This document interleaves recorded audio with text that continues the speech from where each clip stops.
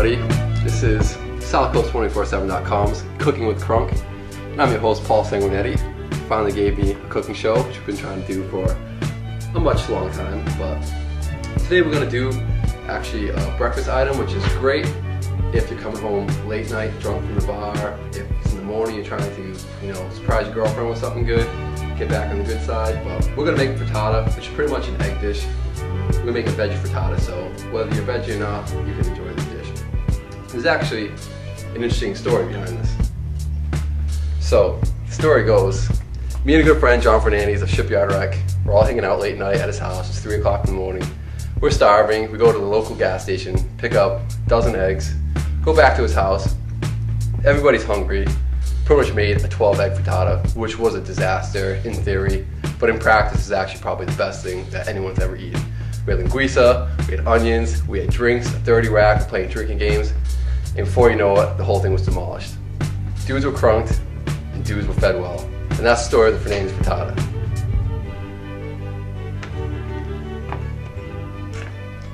Oh, excuse me, got a little something in the lip. But anyway, so we're gonna do a frittata for you tonight.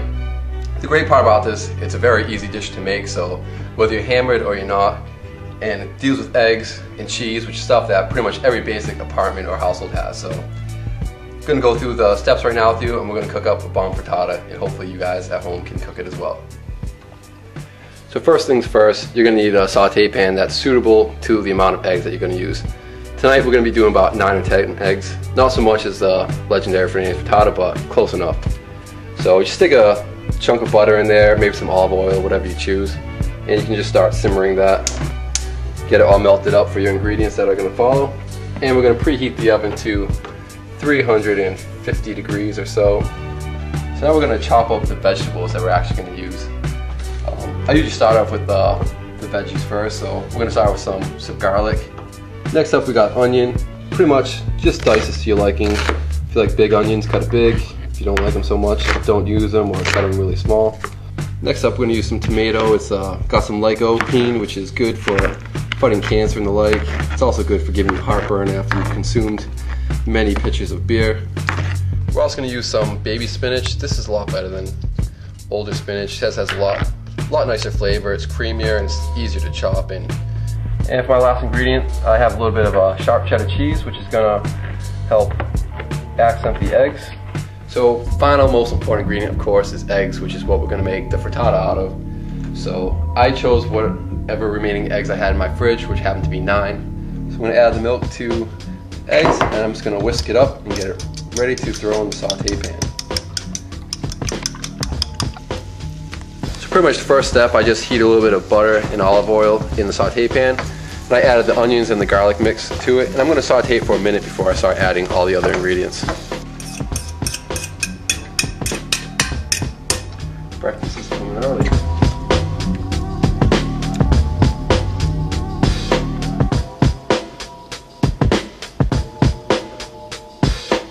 So pretty much what I've done now, I've added the remaining ingredients, the egg and milk mixture, the spinach, the tomatoes, and the cheese.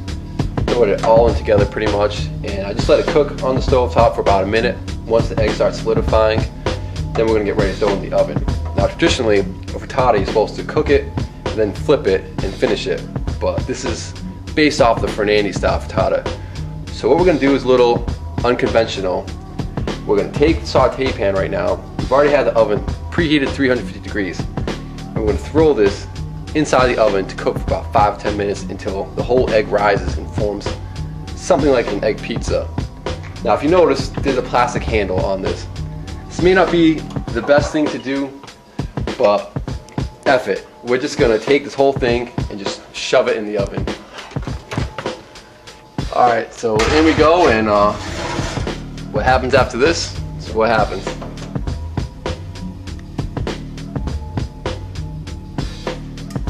Alright, so we're still waiting for this bad boy to cook. Didn't realize 5-10 minutes take so long, but right now I'm drinking some crazy concoction. It's a Brazilian drink, which I can't even pronounce, but crushed up some limes and some mint with some sugar and added some Brazilian rum. Therefore, I'm cooking with some crunk right now and definitely feeling a little bit crunked. But this is how we do. I'm trying to emulate the fact that when I put you, the viewer, in the situation, you're gonna be feeling like me right now. So we're gonna cook and we're gonna do it up nice.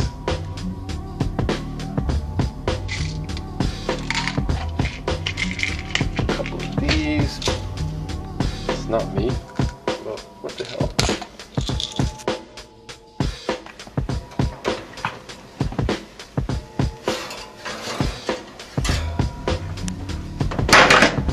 Alright, so now we have a finished product. Obviously, you want to be very careful when you pull out of the oven. The handle is very hot, so use a hand towel. If you take all that into consideration, you'll be all set. So now it's time for the obviously true test of the recipe. It's the taste test, so let's give it a try. Now we got the final product, so let's taste it.